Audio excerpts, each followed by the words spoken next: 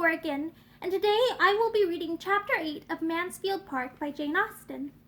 Fanny's rides recommenced the very next day, and as it was a pleasant, fresh-feeling morning, less hot than the weather had lately been, Edmund trusted that her losses both of health and pleasure would be soon made good. While she was gone, Mr. Rushworth arrived,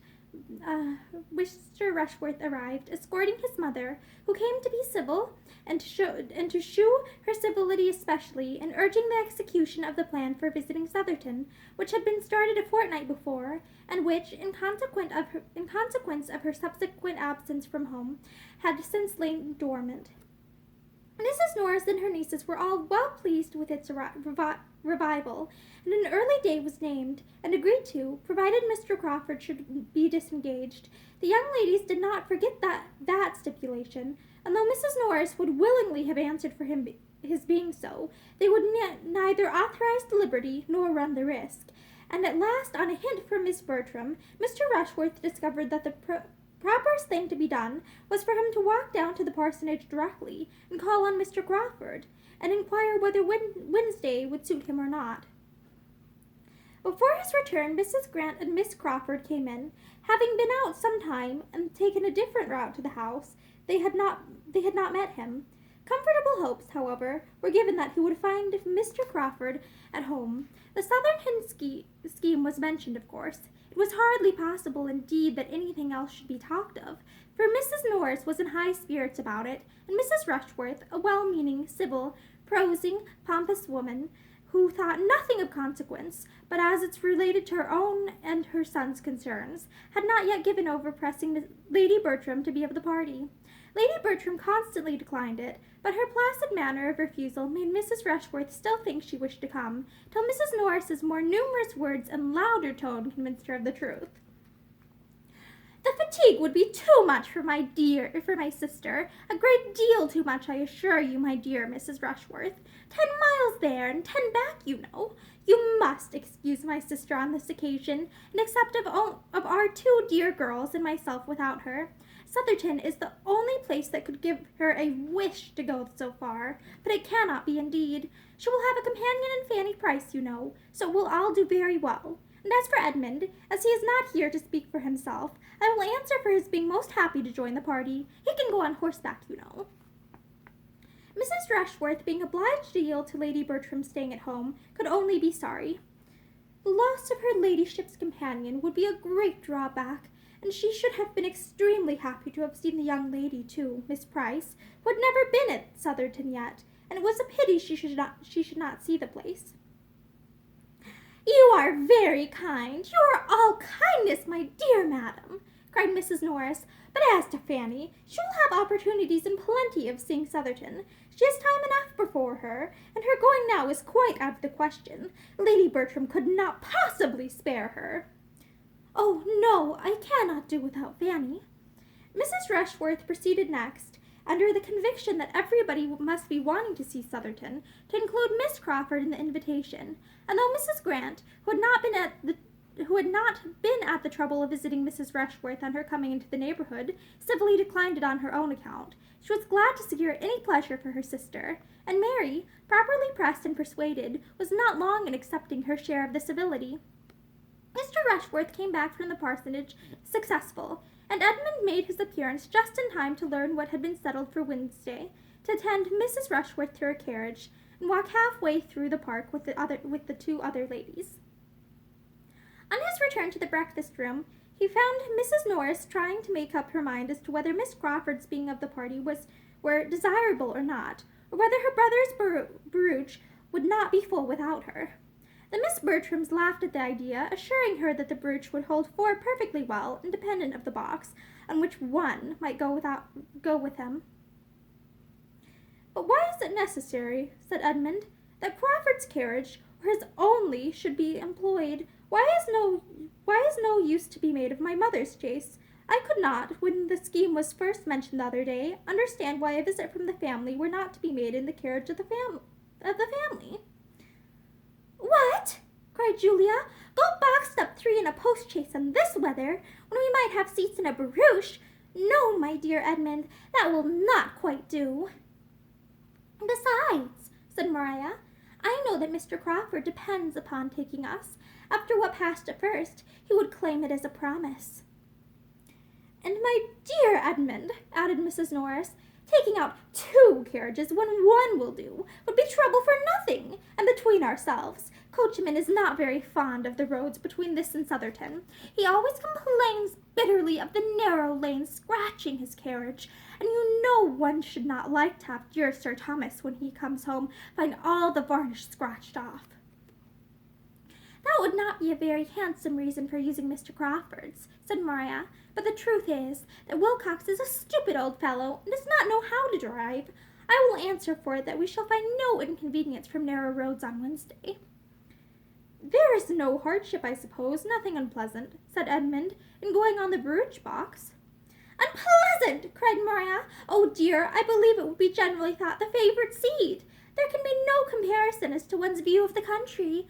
Probably Miss Crawford will choose the barouche box herself." "There can be no objection, then, to Fanny's going with you. There can be no doubt of your having room for her." "Fanny!" repeated Mrs. Norris. "My dear Edmund, there is no idea of her going with us. She stays with her aunt. I told Mrs. Rushworth so. She is not expected." "You can have no reason, I imagine, madam," said he, addressing his mother, "for wishing Fanny not to be of the party, but as it relates to yourself, to your own comfort. If you could do without her, you would not wish to keep her at home?" "To be sure not, but I cannot do without her." "You can, if I stay home with you, as I mean to do." There was a general cry out at this. "Yes," he continued, "there is no necessity for my going, and I mean to stay at home. Fanny has a great desire to see Sotherton. I know she wishes it very much. She has not often a gratification of that kind, and I am sure, ma'am, you would be glad to give her the pleasure now." "Oh, yes, very glad, if your aunt sees no objection."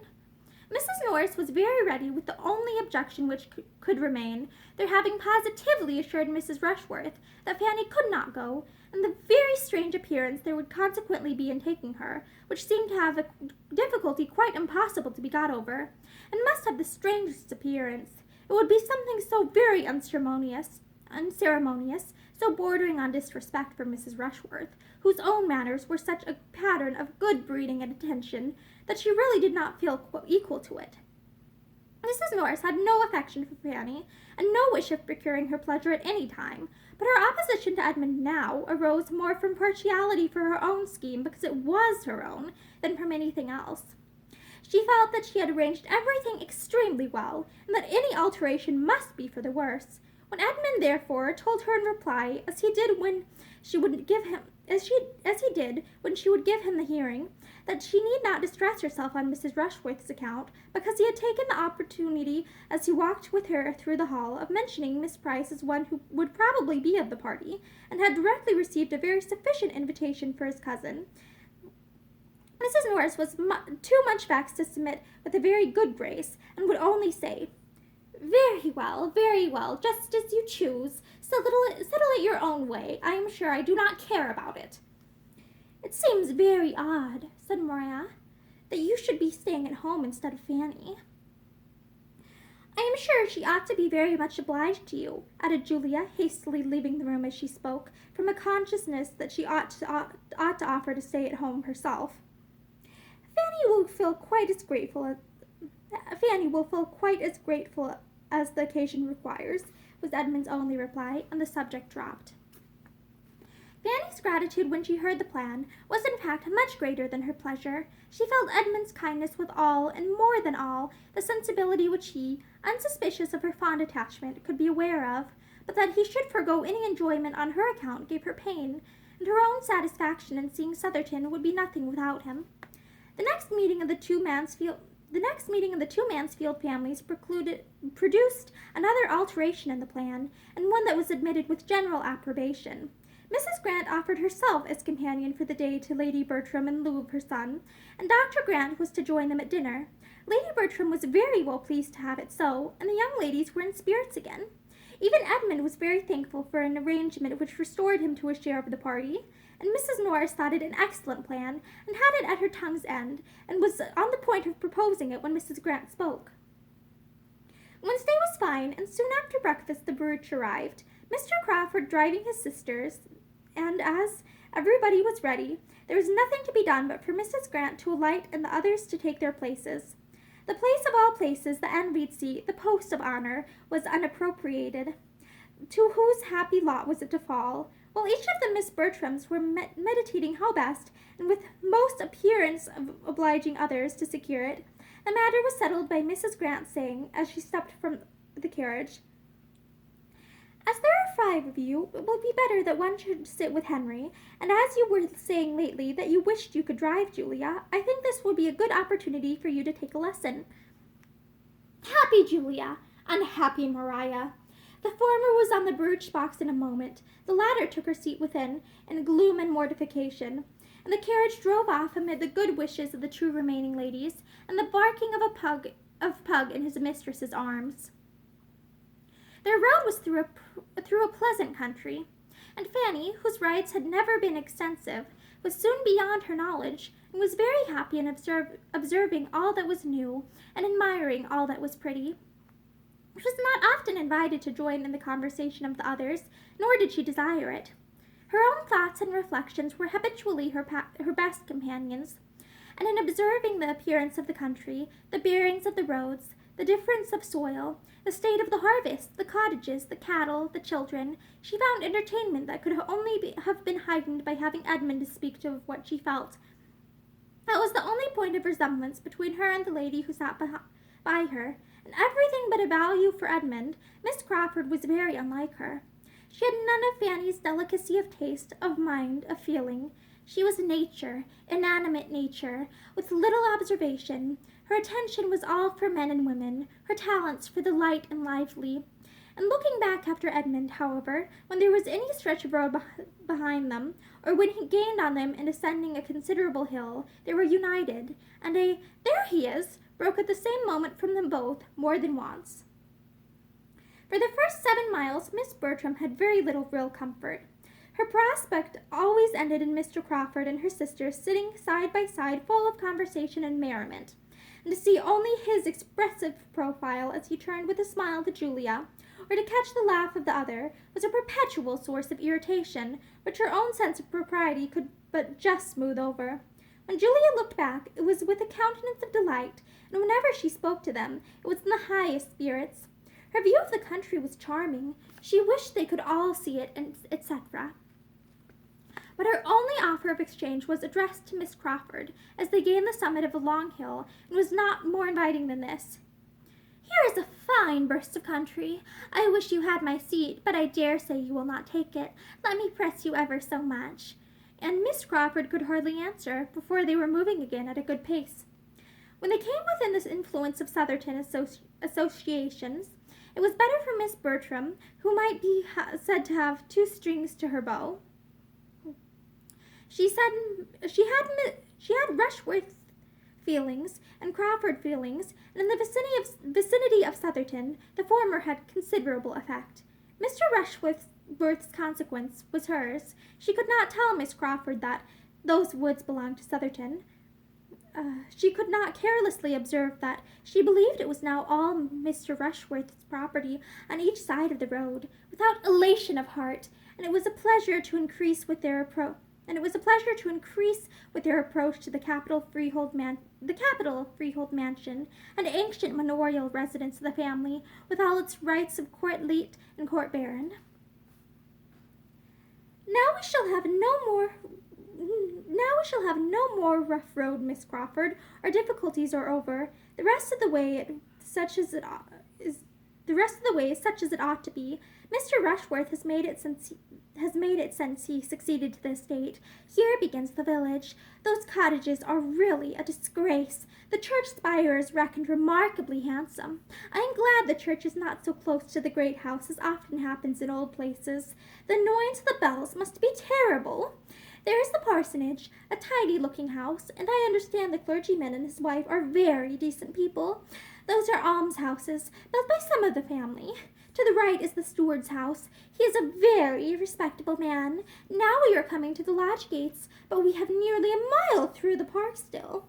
It is not ugly, you see. At this end, there is some fine timber, but the situation of the house is dreadful. We go downhill to it for half a mile, and it is a pity, for it would not be an ill-looking place if it had a better approach." Miss Crawford was not slow to admire. She pretty well guessed Miss Bertram's feelings, and made it a point of honor to promote her enjoyment to the utmost.